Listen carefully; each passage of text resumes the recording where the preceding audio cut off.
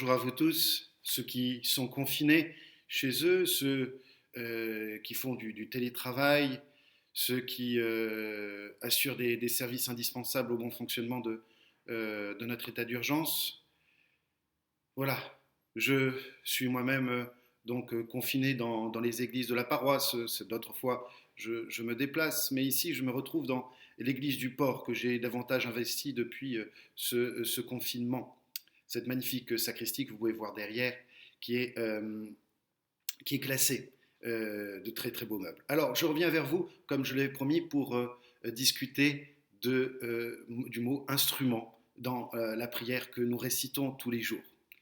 Ce mot instrument, comme il a été rappelé par l'un d'entre vous, je ne me rappelle plus qui, est utilisé dans la prière de Saint François. Alors on dit que cette prière n'est pas complètement de Saint François, elle est attribuée à Saint François. Enfin, j'ai préféré, pour une petite étude, revenir sur la Bible, de savoir si le mot instrument était utilisé dans la parole de Dieu. Et je me suis porté tout de suite sur les actes des apôtres au moment où Saint Paul s'est converti, il est aveugle à Damas et il y a Ananie qui est envoyé par le Seigneur auprès de Saint Paul pour le guérir et le baptiser. Et Ananie répond à Dieu dans la prière comme quoi c'est quand même un peu incroyable qu'il choisisse cet homme-là euh, pour le baptême alors qu'il persécutait auparavant les chrétiens. Et Dieu lui répond, c'est l'instrument que j'ai choisi pour annoncer la bonne nouvelle aux nations païennes. Vous retrouverez ce passage en Actes chapitre 9, verset 15.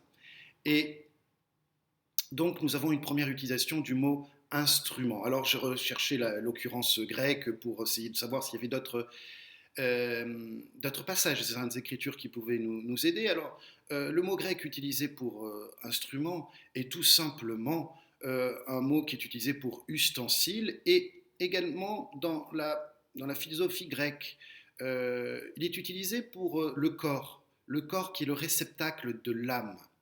Voilà pourquoi on parle comme chez Jérémie, de ce vase du potier, ce vase dans lequel le Seigneur a donné la parcelle de divinité avec l'âme.